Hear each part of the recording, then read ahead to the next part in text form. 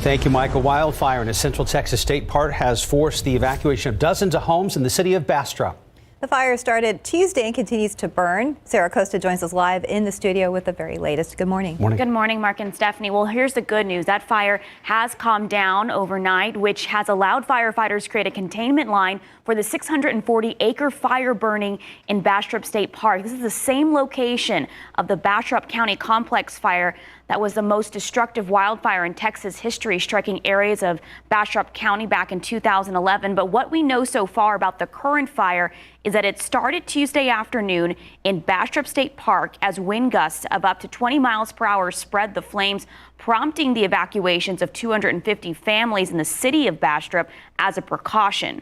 Fire officials say a planned burn from earlier in the day may have caused the fire. No injuries have been reported at this time, and the fire has not spread to nearby residential neighborhoods. In the 2011 wildfire, destroyed 1,600 homes in Bastrop, spanning more than 34,000 acres, about 30 miles southeast of Austin. Mark, Stephanie. We remember that all too well. Thank you very much, Sarah, for the latest there. Well, now to the update on the battle over voting rights in Washington, D.C. It's happening just as President Biden begins his second year in office with his poll numbers at a new low. ABC's Faith Abube has more.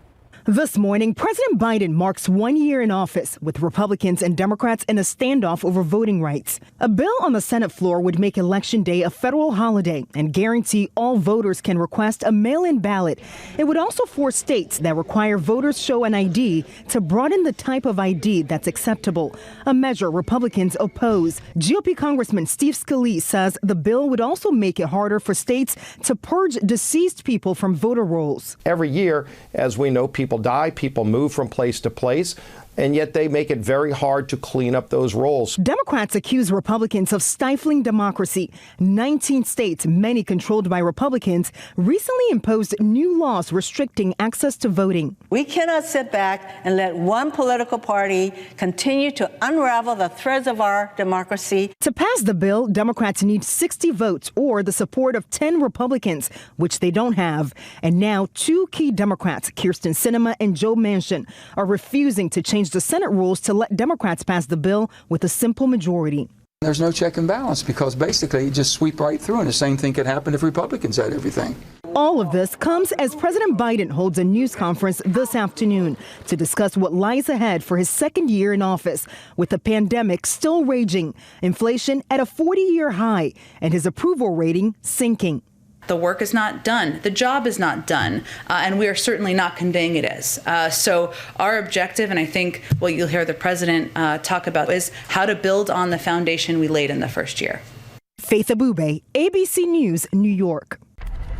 And this morning, some international airlines are canceling flights to the U.S. over concerns about potential 5G interference with critical airplane technology. Emirates, Air India, Al Nippon Airways, and Japan Airlines have all announced service cuts at certain airports, including Boston, Chicago, Dallas, Fort Worth, and Houston, beginning today. That follows urgent warnings from top U.S. airline executives about the impact of flight restrictions because of the 5G rollout. And so far, according to FlySanAntonio.com, no flights have been delayed or canceled just yet. Here. The House committee investigating the U.S. Capitol insurrection has subpoenaed Rudy Giuliani and other members of Donald Trump's legal team who filed bogus legal challenges to the 2020 election. The panel is demanding information and testimony from Giuliani and 3 others.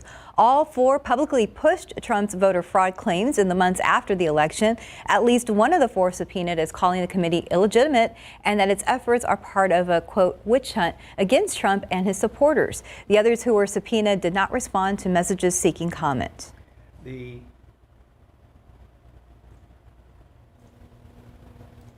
The cost of filling up will likely keep going up. Crude oil prices in the U.S. rose 1.9% Tuesday, finishing at over $85 a barrel. That's a high not seen since October of 2014. And some Wall Street watchers say the energy rally has just started. Gas prices, which lag behind oil prices, have been on the rise recently, and analysts expect that trend to continue.